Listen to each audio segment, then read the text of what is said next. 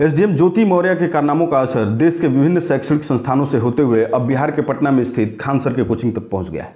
SDM ज्योति मौर्य अपने कारनामों को लेकर कुछ दिनों से लगातार मीडिया की सुर्खियों में बनी हुई हैं। सोशल मीडिया पर ज्योति मौर्य को लेकर तरह तरह की खबरें चल रही हैं। वहीं लोग जमकर ज्योति मौर्य के मामले पर रील्स और मीम्स बनाकर पोस्ट कर रहे हैं।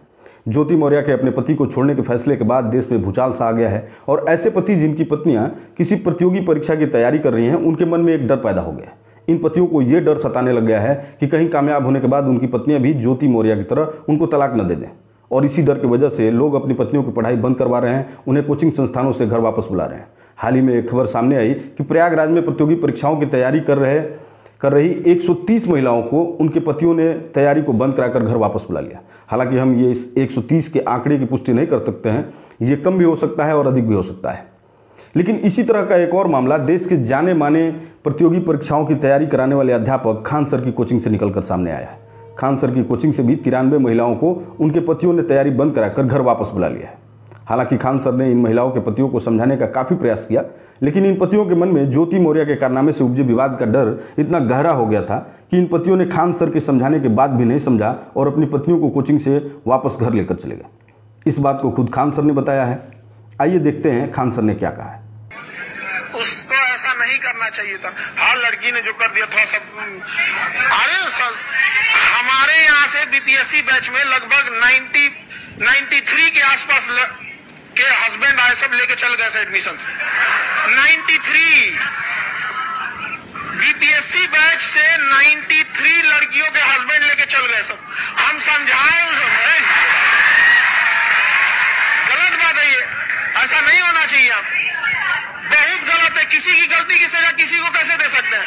अच्छा, हम लोग कितना समझाएंगे किसी को? मैं एडमिट जबरदस्ती बेचारा से वहां पे समझा के जितना को समझा सकता था आदमी समझाया, लेकिन बेचारा सब कितना गलत बात है। यहाँ पे एडमिशन कटवा के लेके चल गया सब। अब हम लोग कितना समझा सकते हैं? किसी के फैमिली मैटर में हम थोड़ी ना कुछ कर सकते हैं। हम लोग यही ना ऑनलाइन पर घर चले। यहाँ पे इतना गलत हुआ है, यहाँ पे जिसका कोई हद नहीं। यहाँ पे बहुत सब हम लोग समझाए लोग, ये सब थोड़ी होता है। यहाँ पे एक आदमी कुछ कर दिए सपोज ऐसा सब थोड़ी ऐसा हो जाता है। लेकिन बहुत बड़ा ये गधई का एक ऐसा डिसीजन था ना बॉम्बी का, पूरे इंडिया को तबाह कर दिया। आपने खान सर की बात तो सुन ली, लेकिन बात यही नहीं खत्म होती है। इसी तरह का एक और मामला बिहार के बक्सर जिले से निकलकर सामने आया है। बक्सर जिले की एक गांव की रहने वाली खुशबू सिंह प्रयागराज में रहकर बीपीएससी की तैयारी कर रही थी। खुशबू के पति भी इनकी तैयारी में भरपूर सहयोग कर रहे थे। खुशबू पिछली बार बीपीएससी के मेंस तक पहुंच गई थी और मात्र 7 अंकों से मेंस क्वालिफाई करने से चूक गई थी। लेकिन खुशबू ने अपना हौसला नहीं हारा और अपनी तैयारी को जारी रखा।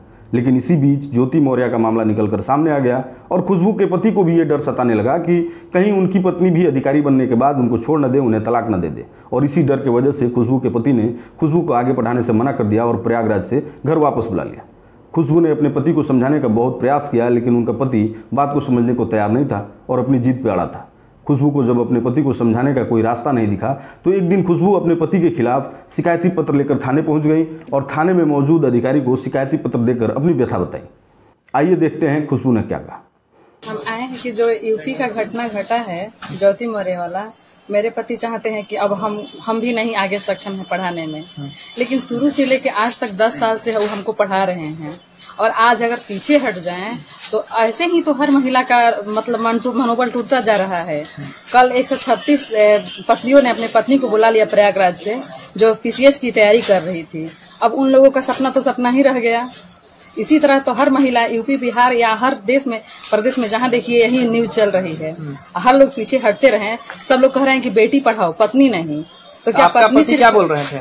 वो बोल रहे हैं कि हम इसमें अब सक्षम नहीं है, हम भी नहीं पढ़ाएं। अगर पढ़ाएं अकल का यही घटना हो जाए तो देखिए हर कोई एक जैसा तो नहीं है, हर कोई एक जैसा नहीं है। हम नहीं मतलब ऐसा करेंगे, लेकिन कह रहे हैं कि नहीं, आगे का मन मती कौन जानता है कि कब क्या होगा। ऐसे ही हर औरत का मनोबल टूटता जा रहा है। बड़ा बाबू से मिली तो क्या बोले बड़ा बाबू? बड़ा बाबू बोले कि नहीं, ऐसा नहीं है, आप लोग अपने में विचार कीजिए, ऐसा नहीं होना चाहिए। अब एक आदमी कर दिया तो क्या सब लोग कर देंगे? ऐसे का तैयारी करती थी आप? बीपीएससी का। क्या नाम है आपका? खुशबू कुमार। गाँव का नाम? चौंगाई। बात फिर भी यहाँ नहीं खत्म होती है। इसी तरह का एक और मामला निकल करके सामने आया है, जिसमें एक स्टैम्प पेपर बहुत तेजी से इंटरनेट मीडिया में वायरल हो रहा है और उस स्टैम्प पेपर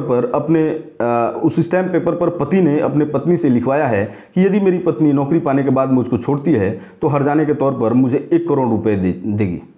अब आप समझ सकते हैं कि पति पत्नी का वो रिश्ता जो 7 जन्मों तक साथ निभाने के वादे के साथ शुरू होता है, इस रिश्ते में विश्वास की कितनी कमी आ गई है। वो पति जो अपनी पत्नी के लिए सब कुछ सर्वस्व न्यौछावर करने के लिए तैयार रहता था, आज उन पतियों के मन में अपने पत्नी के प्रति कितनी शंका पैदा हो गई है।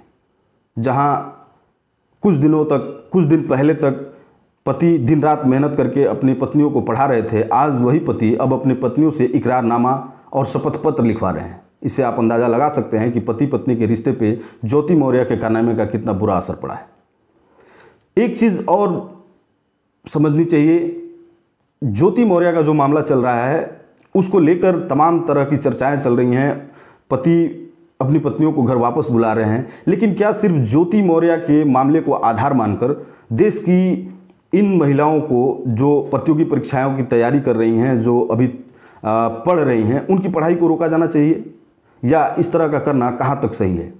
ज़रूरी नहीं है कि हर पत्नी हर महिला ज्योति मौर्य ही बने। आज के वीडियो में इतना ही, मिलते हैं फिर एक नए वीडियो में, तब तक के लिए नमस्कार।